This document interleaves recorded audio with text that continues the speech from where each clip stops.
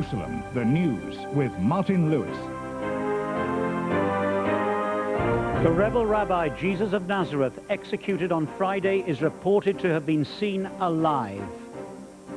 The truth behind the empty tomb. Chief priest Caiaphas' spokesman acts quickly to end the speculation. The rabbi is dead. He has been dead for 3 days.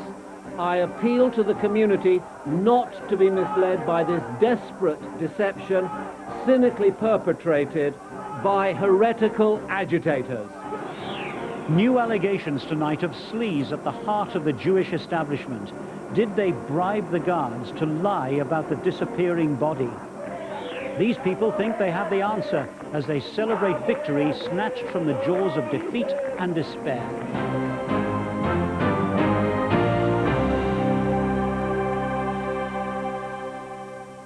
Good evening. There are claims tonight that the Galilean dissident who was executed on Friday as a threat to public order and whose body disappeared yesterday is still alive.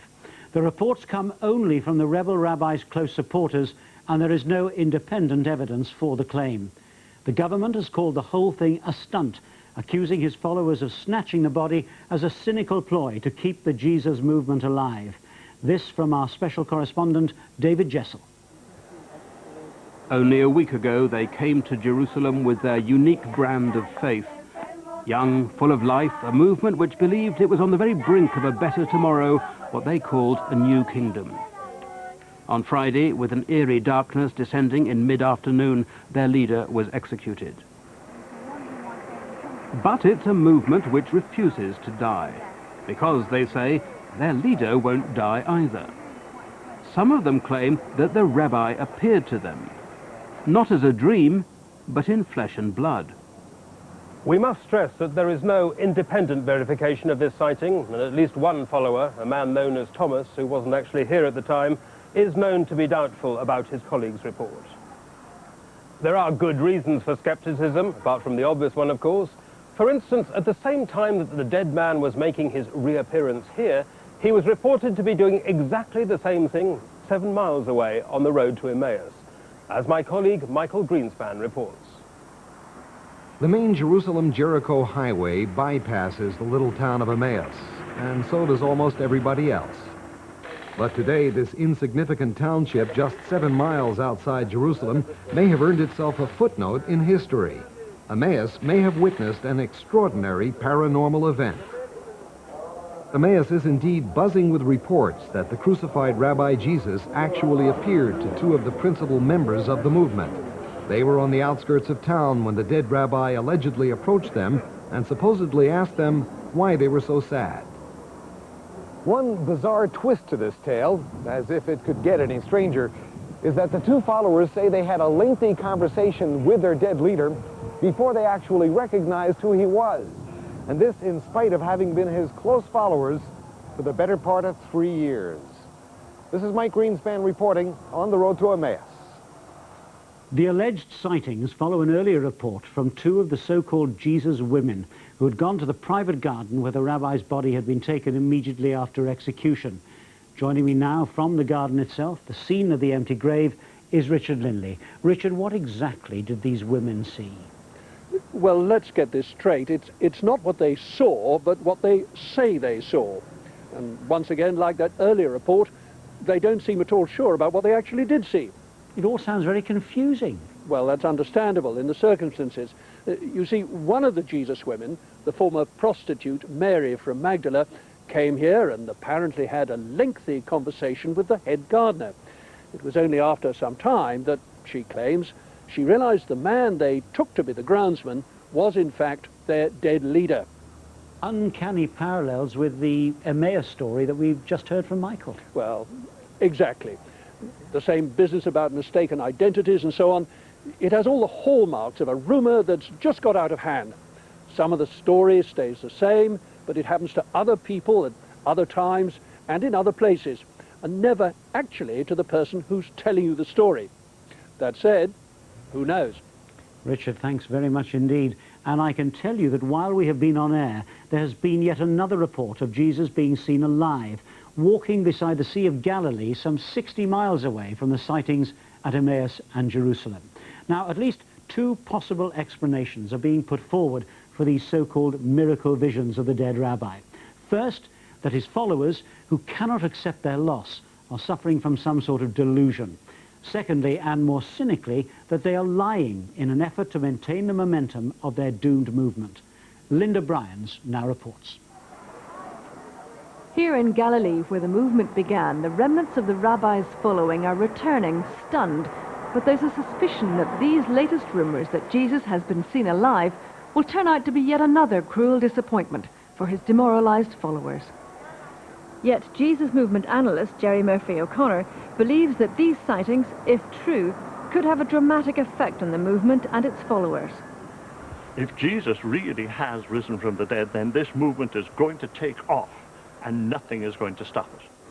Some people believe there is a more cynical explanation for these so-called sightings, that the leadership of the Jesus movement has so much invested in the campaign that it will resort to lies and deception in order to keep the faith of its followers alive. This is Linda Bryans in Tiberias. More on that coming up later in the programme. Also, back now at his seaside palace, has Governor Pilate's handling of the Passover crisis left him safe from criticism by Rome?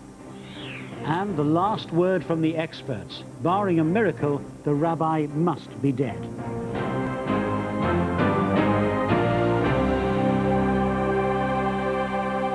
Rome's man in Palestine, Pontius Pilate, has left Jerusalem and returned to the seaside city of Caesarea. How will Rome and the empire's Jewish subjects judge his handling of the Passover crisis? This report from our Rome Affairs correspondent, Dennis Toohey. In Rome, there's little interest in the execution of a dissident many miles away. Hardly surprising in a city which is no stranger to executions on a massive scale. 100 years ago, 3,000 followers of the rebel gladiator Spartacus were put to death by crucifixion. The execution of one dissident rabbi in a faraway province doesn't even get a mention in the news. But most, if not all, of the Jesus movement's followers are still at large. The danger is that they'll now be free to travel the known world, spreading propaganda, myth, and what many people will regard as disinformation about their so-called death-defying leader. This is Dennis Toohey at the heart of empire in Rome. So what, if anything, lies ahead for the Jesus movement? With me now is Douglas Davis of the Jerusalem Post. Douglas, are there any candidates poised to take over the leadership? Not in a conventional sense, Martin, no. None of his followers were rabbis in their own right. Jesus himself, while he was alive, picked out Simon Peter to carry on his work. But Simon Peter is a fairly weak reed, not somebody you can rely on in a crisis. You remember that he even denied being a member of the movement on the night that his leader was arrested. So not much loyalty there. And what about these reports that Jesus has been seen alive? Well, you know, seeing is believing, but the only reports of sightings that we've heard have been coming from his most devoted followers, and my view is that they're probably blinded by their own devotion. I agree with Dennis when he says that they will probably now devote themselves to spreading the word and trying to establish fresh congregations in other parts of the empire. And hope for better luck. And hope for better luck. Douglas, thanks very much indeed. And we are just getting reports of further scandals surrounding the disappearance of the executed rabbi's body. It's being alleged by your own paper, Douglas, that the Jewish authorities have bribed the cemetery guards to lie about the mystery disappearance of the executed rabbi's body. Mike Greenspan has that story. Tomorrow's headlines say it all. Sleaze at the Sanhedrin. It's a story of bribery and cover-up that hits right at the heart of the Jewish establishment's handling of the Passover crisis. Some of the soldiers detailed to guard the executed rabbi's tomb have told the Jerusalem Post that they received payments from leading Jews to lie about the circumstances of the popular rabbi's disappearance. According to military sources, the chief priest gave instructions to bribe the soldiers to say that it was followers of the Jesus movement who came last Saturday to take the body away. And in the event of any leak, they'd cover up the whole affair and keep the truth from Governor Pilate. This couldn't have come at a more embarrassing time for the authorities. If Caiaphas is exposed as lying about exactly how Jesus' body disappeared, it plays into the hands of those who will claim he is still alive. This is Mike Greenspan reporting from the Jerusalem Post. Followers of the rabbi are already regrouping and claiming the literal truth of their leader's return from the dead. Here's Richard Lindley. They're taking a colossal risk after what happened only 3 days ago to their leader. But that doesn't seem to have dampened the enthusiasm of these members of the Jesus movement. There were all sorts and conditions of people, young and old, drawn from the cosmopolitan crowds who flocked to Passover in Jerusalem and then fell under the Nazareth rabbi's spell. They had one thing in common, an almost tangible sense of triumph, of victory, after what seemed the desperate defeat of Friday's execution. Good gracious me, I mean, I can't believe what's happening here. I mean, you see people coming in miserable looking and they go out with a smile on their face. Things have changed. Something's happened inside them. It's not just what's happened around, it's something bubbling up inside, and they've come to life. What more could we want? Whether this faith is unfounded, whether these celebrations are premature, remains to be seen. What is certain is that for these people, the Jesus movement, far from being destroyed by the death of its leader, has been reinvigorated, even reborn by the traumatic events of Passover week. For the movement, at least, it seems, there may indeed be life after death. This is Richard Lindley in Jerusalem. And that brings us to an end of this series of reports from Palestine and its troubled Passover. It's certainly a Passover many will want to forget. Earlier today, David Jessel recorded this analysis of the day's events. Even leaving aside these latest reports of the rabbi defying death, this has been a tumultuous week in Jerusalem.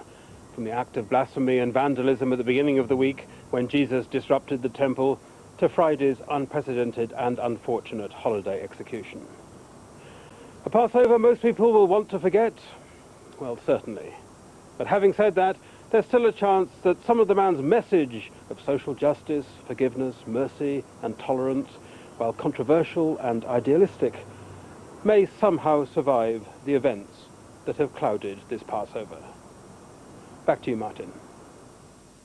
And that's it at the end of a Passover week which looks as if it'll be remembered for some time to come.